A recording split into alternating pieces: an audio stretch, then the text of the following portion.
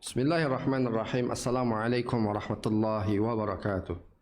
Alhamdulillahi rabbil alamin. Assalatu wassalamu ala ashrafil anbiya'i wal mursalin Sayyidina Muhammadin wa ala alihi wa sahbihi ajma'in, amma ba'. Hadirin yang dirahmati oleh Allah subhanahu wa ta'ala, alhamdulillah, syukur kita kepada Allah. Salawat beserta salam kepada Nabi kita, Nabi Muhammad sallallahu alaihi wasallam. Hadirin yang dirahmati oleh Allah subhanahu wa ta'ala, salah satu nikmat yang diberikan oleh Allah subhanahu wa ta'ala kepada kita adalah nikmat lidah, nikmat lisan. Ya. Allah subhanahu wa ta'ala berikan kita nikmat untuk berbicara. Ya. Dan ini nikmat yang sangat besar. Karena kita lihat berapa banyak manusia di dunia ini yang tidak Allah berikan nikmat tersebut. Ya. Bahkan mungkin dari kecil mereka sudah tidak bisa berbicara. Maka bicaranya melalui isyarat. Hadirin yang dirahmati Allah subhanahu wa ta'ala, kita hadirin jamaah sekalian, tanpa kita belajar, tanpa kita merasa kita belajar, ya tiba-tiba Allah berikan nikmat fitrah ini untuk bicara. Maka bagaimana nikmat yang diberikan oleh Allah subhanahu wa ta'ala ini kita syukuri, sehingga ketika kita syukuri Allah akan tambah nikmat tersebut, yaitu bagaimana bicara kita ini selalu berbicara yang baik. Lidah kita ini selalu melafazkan kata-kata yang baik. Lidah kita ini selalu berkata-kata yang tidak merusak hati orang lain. Karena kata orang Arab, hadirin jamaah sekalian, al-lisanu yanfukhu ma la yanfukhu al-ibaru. Lidah ini bisa menembus sesuatu yang tidak bisa ditembus oleh jarum. Apa itu? Hati. Jadi dengan lidah, dengan lidah, ya, kita bisa menembus hati manusia.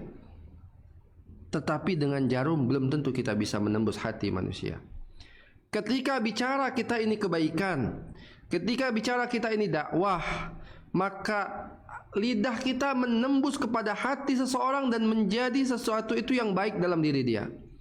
Tetapi ketika bicara ini keburukan, ketika yang kita bicarakan ini adalah caci maki dan hinaan, maka lidah kita, kata-kata kita bisa menembus hatinya dan melukai, merusak perasaannya. Maka karena itulah orang Arab mengatakan al-lisanu yanfukhu ma la yanfukhu al-ibaru. Lisan itu bisa menembus sesuatu yang tidak bisa ditembus oleh sebuah jarum. Hadirin yang dirahmati Allah subhanahu wa ta'ala, karena itulah Rasulullah sallallahu alaihi wasallam mengatakan, ya, ketika lidah kita ini lurus, maka Allah akan berikan amalan-amalan kita juga menjadi baik. La yastaqimu imanu abdin, kata Rasulullah sallallahu alaihi wasallam dalam sebuah hadis riwayat Imam Ahmad. La yastaqimu imanu abdin, ya, tidaklah lurus iman seseorang hatta yastaqima qalbahu, sampai hatinya itu menjadi lurus. Wala yastaqima qalbuhu hatta yastaqima lisanuhu, ya.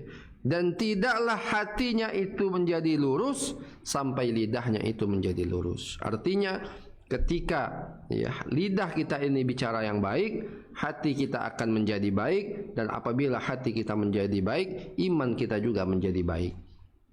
Karena itulah juga hadirin jamaah yang dirahmati Allah subhanahu wa ta'ala, Allah subhanahu wa ta'ala menggandeng, ya, antara, ya, ataupun sifat orang-orang beriman dengan menjaga lidah, dengan menjaga kata-kata. Apa kata Rasulullah sallallahu alaihi wasallam? Man kana yu'minu billahi wal yaumil akhir falyaqul khairan aw liyasmut. Barang siapa, ya, yang beriman kepada Allah dan hari akhir, falyaqul khairan aw liyasmut, hendaklah dia berkata yang baik. Kalau tidak bisa berkata yang baik, hendaklah dia diam. Artinya hadirin yang dirahmati Allah subhanahu wa ta'ala, Rasulullah sallallahu alaihi wasallam memberikan atau menggandengkan sifat keimanan seseorang, ya, dengan amalan menjaga lidah. Bagaimana pentingnya amalan menjaga lidah ini. Dan Rasulullah SAW adalah contoh yang paling utama dalam hal ini. Rasulullah tidak banyak bicara, ya. Sekali bicara, bicaranya selalu yang penting, ya. Rasulullah banyak berfikir, ya. sedikit bicara, hadirin jamaah sekalian, ya, tetapi sekali bicara bisa menyentuh hati orang lain.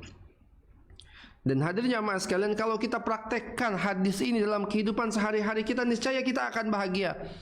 Di dalam rumah tangga kita, ya, berapa banyak orang yang rusak rumah tangganya hanya karena kesalahan lidahnya, ya. Berapa banyak si suami menggugat cerai istrinya hanya karena, ya, istrinya tidak bisa menjaga lidahnya. Dan berapa banyak si istri menggugat cerai suaminya hanya karena si suami tidak bisa menjaga lidahnya. Ya.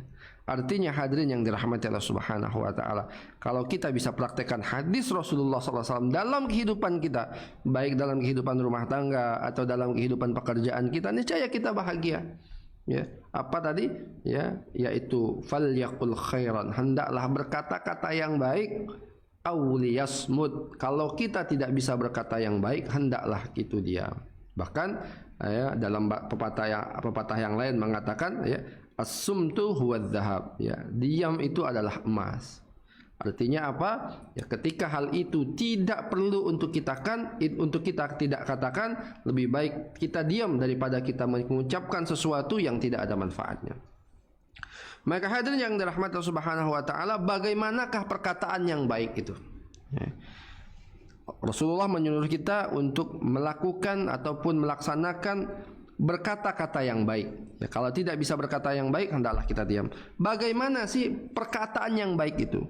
Maka Islam mengajarkan kita adab, ya, atau tata cara, atau adab di dalam kita berbicara. Islam mengajarkan kita bagaimana adab-adab bicara. Di sini di dalam kitab Al-Wafi fi Syarh Al-Arba'in An-Nawawi ada 3 adab dalam berbicara. Ya, ada 3 adab. Ya, ada 3 akhlak ketika kita, ya, berbicara. Yang pertama hadirin jamaah yang dirahmati Allah Subhanahu wa taala, yang pertama yaitu harasal muslim ala an yatakallama bima fihi naf'un wa ayyamsika 'anil kalamil muharram fi ayyi halin minal ahwal, ya. Yaitu seorang muslim itu harus selalu bicara sesuatu yang ada manfaatnya, dan dia harus menjaga bagaimanapun keadaannya dari kata-kata yang mengandung sesuatu yang haram, yang diharamkan oleh Allah Subhanahu wa taala. Dan ini adalah ciri-ciri orang beriman, berkata yang baik dan tidak mau berkata apa yang diharamkan oleh Allah Subhanahu wa taala adalah ciri-ciri orang beriman. Allah Subhanahu wa taala, ya, menceritakan kepada kita di dalam surah Al-Mu'minun bagaimana sifat-sifat orang beriman. Salah satunya adalah walladzina hum 'anil lagwi mu'ridun, ya, yaitu orang yang tidak mau, orang yang menolak perkataan yang laghu. Apa itu perkataan al-laghu? Al-laghu adalah al-kalamul batil, perkataan yang batil. Seperti apa? Seperti ghibah, namimah, ya, adu domba, ghibah, ya, kemudian mencela atau merendahkan orang lain. Ya, ini semua kata-kata yang tidak ada manfaatnya. Sebagai seorang beriman, hendaklah dia, ya, menjauhi semua kata-katanya dalam hal-hal yang tidak ada manfaatnya. Bahkan dia berdosa dalam, ya, mengatakan hal-hal tersebut. Ya, adu domba, apalagi ghibah, ya, membicarakan kejelekan orang lain, ya. Kemudian adu domba kata Rasulullah SAW, la yadkhulul jannata nammamun, tidak akan masuk surga orang-orang yang suka mengadu domba. Bicara kepada fulan hal ini, bicara kepada si fulan lagi, si B berbeda lagi, agar terjadi perkelahian di antara mereka. Na'udzubillahi min dzalik. Itu yang pertama. Yang kedua hadirin jamaah sekalian, adab di dalam bicara ini agar kata-kata kita ini selalu menjadi kata-kata yang baik. Adamul iktsar minal kalamil mubah, ya.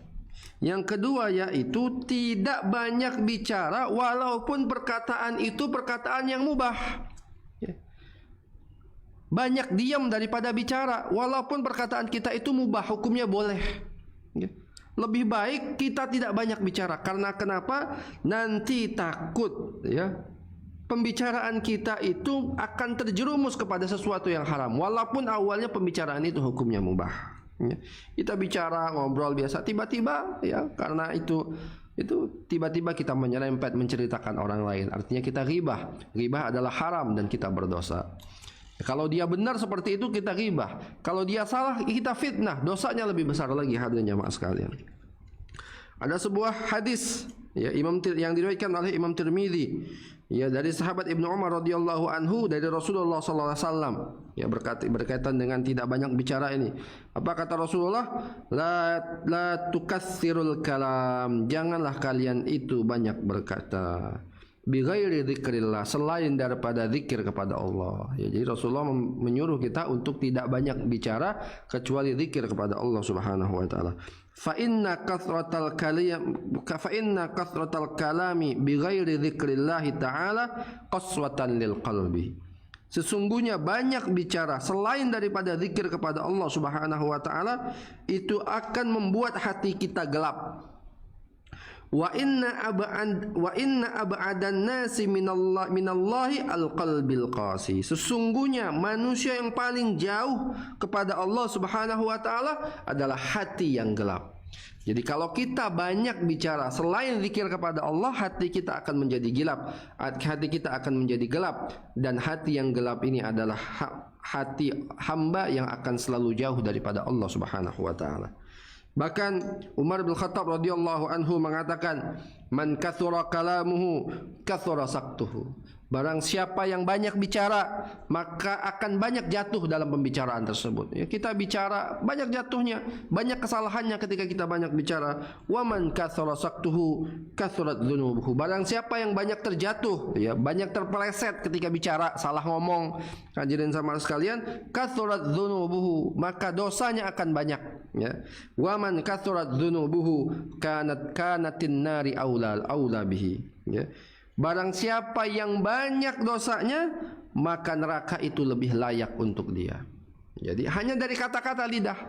Ya, kita banyak bicara, banyak terpeleset, salah ucap, salah kata. Ya, banyak salah kata, salah ucap, banyak dosa. Maka orang yang banyak dosa, hadirin jamaah sekalian, tempat yang paling layak kepada dia adalah nerakanya Allah Subhanahu wa taala. Wal iyadu billah, kita berlindung kepada Allah Subhanahu wa taala. Jangan sampai ya hanya karena lidah kita ya kita terpeleset, ya kemudian kita masuk surganya Allah Subhanahu wa taala, kita masuk nerakanya Allah Subhanahu wa taala. Wal iyadu billah. Bahkan hadirin jamaah sekalian, dalam sebuah hadis yang lain juga diriwayatkan, ada seorang datang kepada Rasulullah sallallahu alaihi wasallam kemudian mengatakan, ya Rasulullah, ya ada seorang tetangga, inna fulanah, ya sesungguhnya ada seorang perempuan di tempat kami, tusalli bil laili wa tasumun nahar. Ya, dia ini selalu salat malam, wa tasumun nahar, puasa di siang hari, wa fi lisaniha syai'un tu'dhi dziranaha. Tetapi lidahnya ini selalu menyakiti tetangganya. Ya, padahal salat malamnya kuat, ya puasanya kuat. Itu kan ibadah malam dan ibadah siang semuanya kuat. Ibadah siang puasa kuat, ibadah malam salat tahajudnya kuat, ya.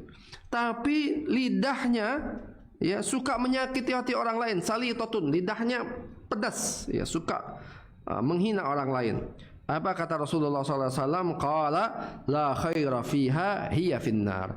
Enggak ada kebaikan bagi orang itu. Orang seperti itu, perempuan seperti itu, tempatnya ada di dalam neraka. Padahal dia ahli tahajud, padahal dia ahli puasa. Wa qila lahu, dan dikatakan juga kepada Rasulullah, inna fulanah tusallil maktubah. Ada seorang perempuan di tempat kami, salatnya salat yang wajib saja. Ya. Wa tasuma Ramadan, ya. Dan puasanya cuma Ramadan aja. Jadi salatnya cuma subuh, zuhur, asar, maghrib, isya, cukup. Enggak tambah sunah-sunah lagi.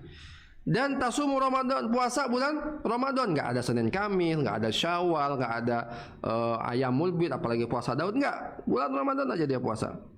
Wa tatasaddaqu bil atwari minal aqd, ya, dan dia bersedekah dengan sedikit daripada qit'atun minal labin jadi sedikit daripada susu yang kering, ya. Jadi artinya sedekahnya juga sedikit, ya. Ini orang ibadahnya biasa-biasa aja, puasanya biasa, ya, salatnya biasa, sedekahnya biasa, ya.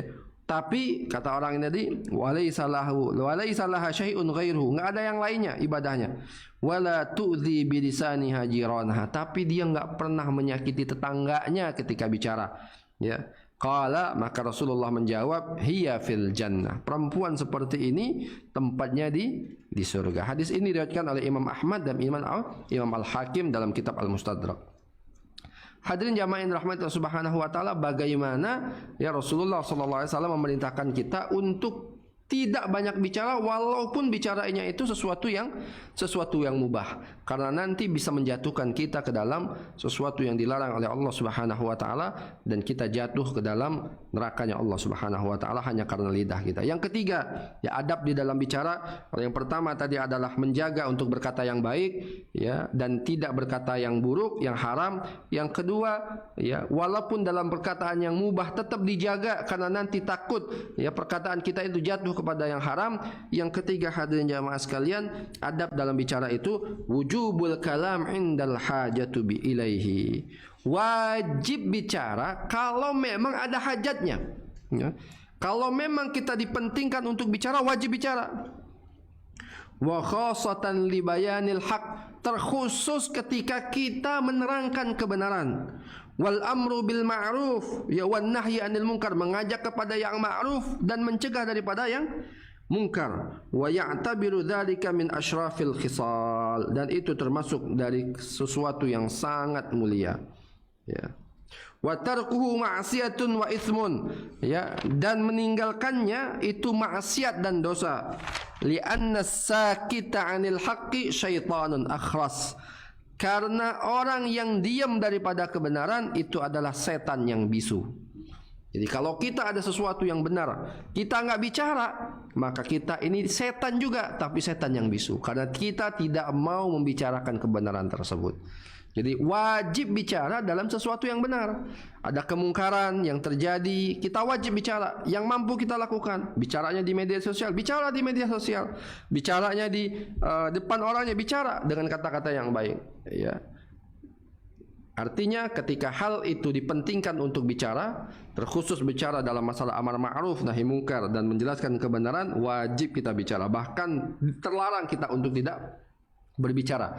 Dan kalau kita tidak bicara, kita melakukan maksiat kepada Allah Subhanahu wa taala, karena kita tidak bicara sesuatu yang benar. Walaupun hadirin jamaah sekalian, ada kaidah lagi dalam masalah amar ma'ruf bil ma'ruf nahi munkar ini, hadirin jamaah sekalian, yaitu la munkara fil ijtihad, ya, tidak ada kemungkaran di dalam masalah-masalah yang diijtihadatkan, ya, dalam masalah-masalah yang diperselisihkan oleh para ulama.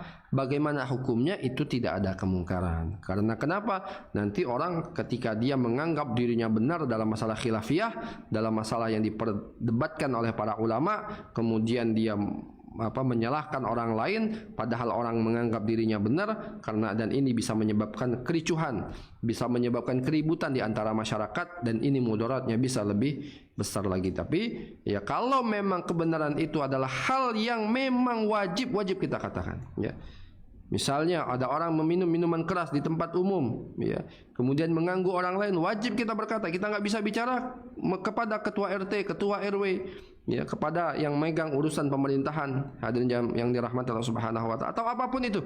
Contohnya, ya, bagaimana kita wajib bicara dalam hal-hal yang memang diharuskan kita untuk bicara. Maka berkata yang baik itu punya adab, ya, punya tata cara. Yang pertama yaitu wajib bicara, atau dilarang kita bicara dalam hal-hal yang diharamkan oleh Allah.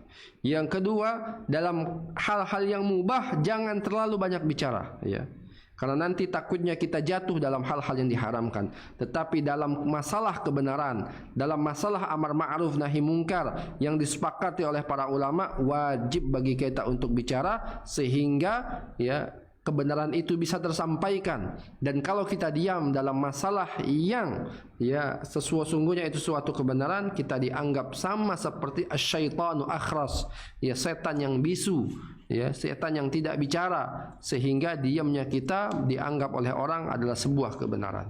Ini saja dari saya. Jazakallahu khairan katsiran. Assalamualaikum warahmatullahi wabarakatuh.